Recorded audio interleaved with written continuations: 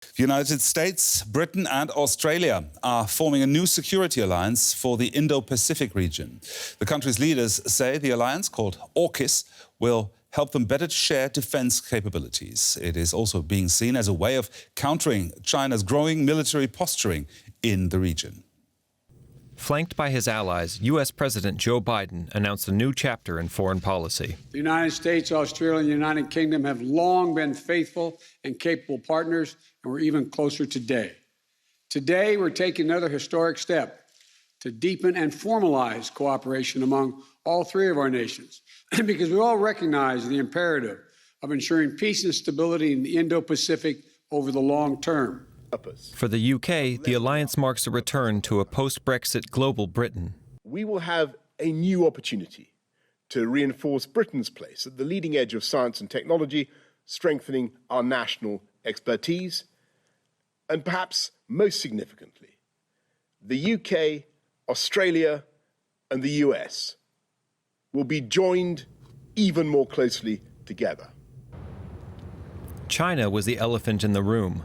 None of the leaders mentioned the country by name, but its economic sanctions on Australia and pursuit of dominance in the region are thought to be the main reasons for the alliance. Now Australia will begin the process of procuring a nuclear-powered attack submarine.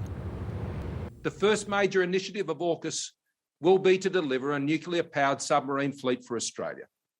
Over the next 18 months, we will work together to seek to determine the best way forward to achieve this. The AUKUS countries aren't the only ones taking precautions. Taiwan recently held 5 days of army exercises in response to ongoing Chinese military drills nearby. It's the kind of delicate diplomatic situation that the new alliance will hope to influence in the future. For more on this, I'm now joined by Scott Lucas. He's an ex-professor of international politics at the University of Birmingham in the United Kingdom.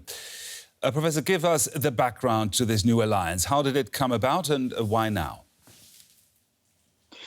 Well, for each of the three countries, there are different motives. For Australia, there is the specific motive that its deal with France in 2016 for conventional powered submarines, the cost had risen to $90 billion. There had been delays. It didn't appear it was going to get what it wanted. This is now an alternative for nuclear-powered submarines, which is an upgrade. They have longer range. They can stay in the water longer. For the United Kingdom, this is a chance after the Brexit departure, isolating itself from Europe, to say we're global Britain. We are very important with a focus on the Indo-Pacific region. And for the United States, it's a sign in the aftermath of Afghanistan, we have alliances. We are a world leader. And of course, it may be a sign, although it wasn't mentioned, that this is a toughening of Washington's line vis-a-vis China in the near future. So, in concrete terms, what's this cooperation going to look like? How far does it extend? Will this be an Eastern NATO in a way? I think we need to be careful before making all those leaps. Remember, this is specifically just an agreement about submarines, not even submarines with nuclear weapons. Australia cannot have those under the non-proliferation treaty. It does have the potential to be more. So, for example, do you have permanent basing facilities in Australia for the ships of other countries, the UK and the US included? Do you have other arrangements in the Pacific for cooperation? But to call this an Eastern NATO, well, two things. First of all, remember that China is still Australia's #1 trading partner. So do you really want to provoke confrontation with Beijing by having a defense alliance across the entire region? And secondly, to have a NATO, you would need other countries to come into it. And do South Korea, Japan, the Philippines really want to join that type of pact, given their own complex relationship with China? So will this be a deterrent to China? I think China's assessing its position right now. I think it's notable that although the Chinese embassy in the United States said this is a Cold War mentality, neither of the Communist Party's leading English language newspapers, Global Times or China Daily, even mentioned the US, UK, Australia agreement this morning.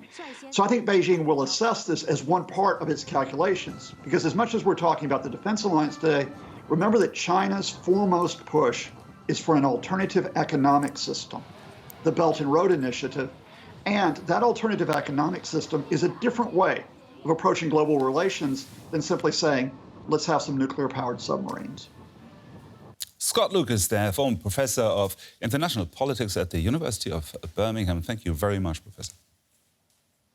Thank you.